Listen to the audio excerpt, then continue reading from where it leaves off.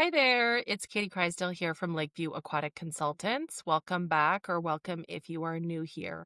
So, I'm doing something a little bit unorthodox today. I wanted to share a business lesson that I feel like colleagues would benefit from.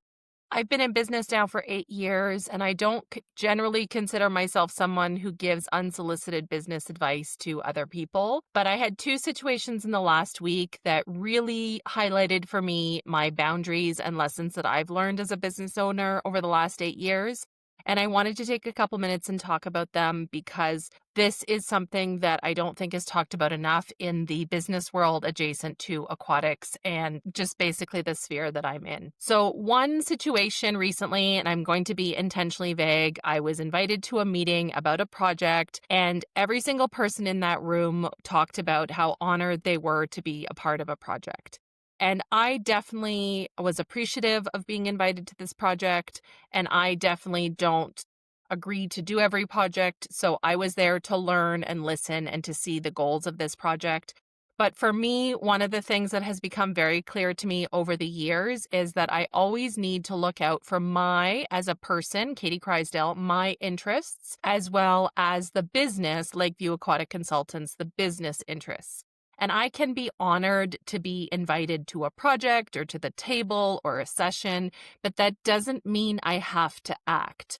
And I think that's really important for people to stop and consider, especially as women sometimes, or especially as Canadians, we're accultured to be in awe or honored to be asked, and then we default to acting. And it's very important that we learn that this is a request to participate, and we do not have to accept the request, or we do not have to agree to the request.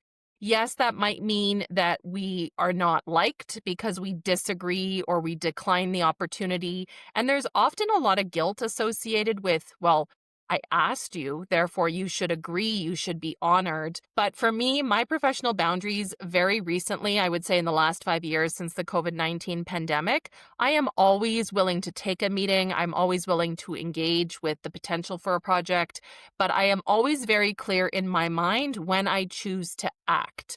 I may be honored, I may say thank you for inviting me, but acting is completely separate from being invited. And you need to be 100% in on wanting to act and not just agree because it's easy.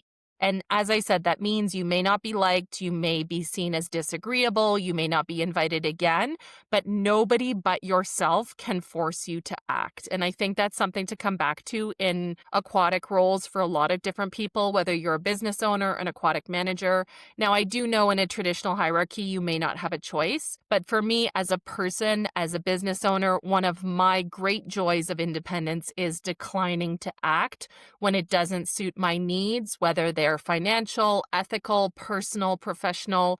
Separately, related to that recently, I was also involved in a project where the personal boundaries are very clear to me what I will and will not do. And so the tie in to the first point is you always need to look out for your interests.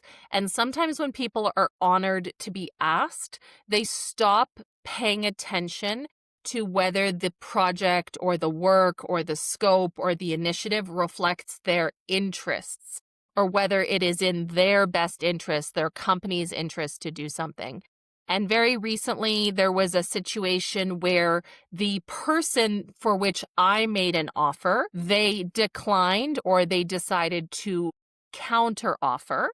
And the expectation I feel is that I will accept the counter offer, and I'm choosing not to. Yes, that leaves money on the table. Yes, that leaves people unhappy. Yes, that means I will probably never interact with that person, that organization, that facility again.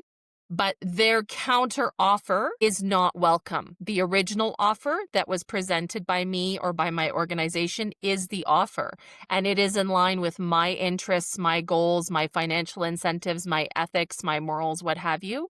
And it's not to get on a high horse and say that I'm better than anyone else, but I have become razor sharp clear in the last few years, often based on bad experiences, often based on learning outcomes, that I need to know what matters to me, and that is not necessarily what's going to matter to someone else. And so I guess this is a long way of saying that you can't be naive and thinking that other people won't look out for their interests and they're not always in alignment with your interests.